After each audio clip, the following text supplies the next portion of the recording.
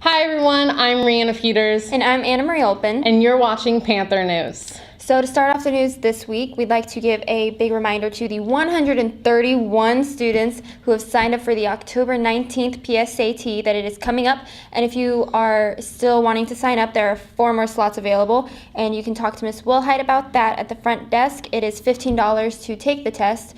So get your spot before they're all filled up. There's, remember, 4 more spots. That's it. All right, in other news, October 28th are the student parent teacher conferences, and we have Stephanie, who is talking to Mr. Piasecki, who is the PYP coordinator, and Mrs. Steele, who is the MYP coordinator, just so you guys know how the conferences are conducted and what's expected when you're there with your parent.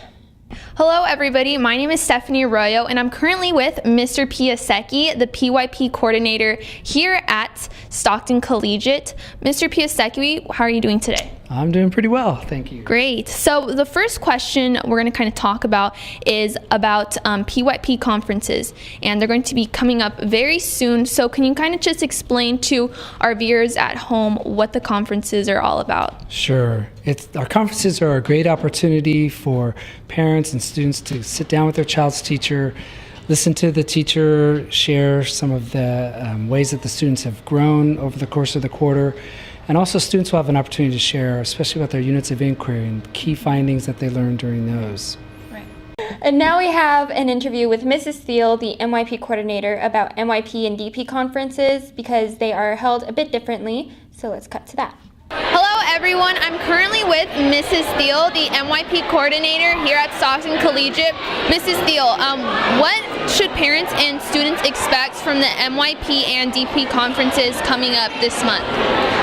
Well, parent conference days are some of my favorite days of the year, and it's because it's when the teachers and the students and the parents come together to talk about their education.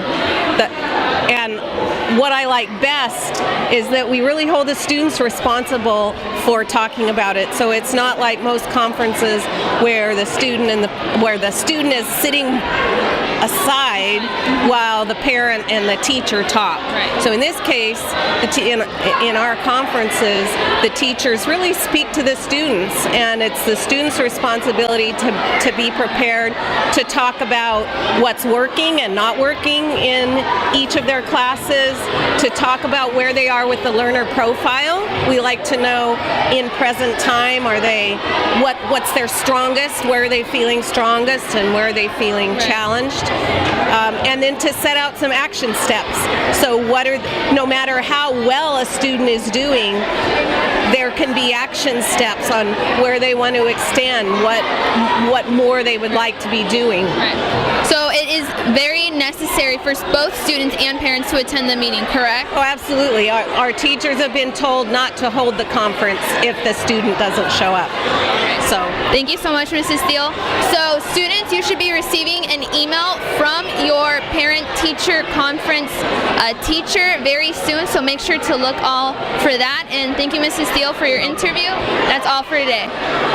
And now we're back with Stephanie, who is interviewing Mr. Piasecki, the PYP coordinator, about the recent authorization visits that went on to give you a better understanding of how and why they occurred.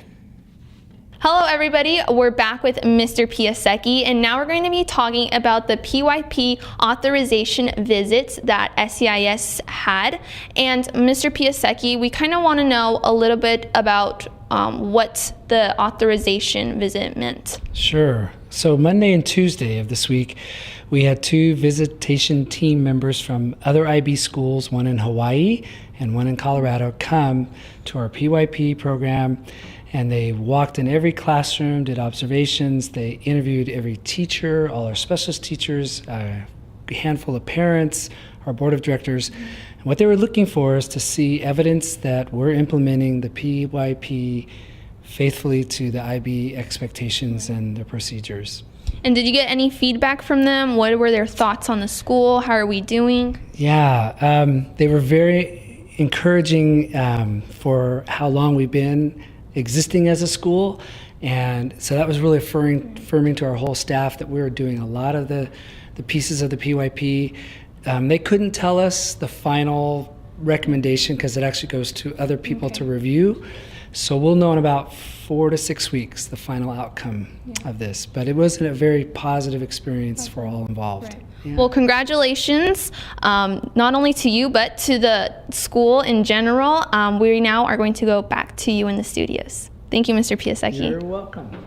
And for our last news item, on October 26th will be the second annual haunted house put on by the DP students. And this year, there's going to be some exciting new things that they're putting on during the haunted house. I'm really excited. I heard there's going to be a photo booth. Yes, there's going to be lots of games and booths, and there's going to be food there.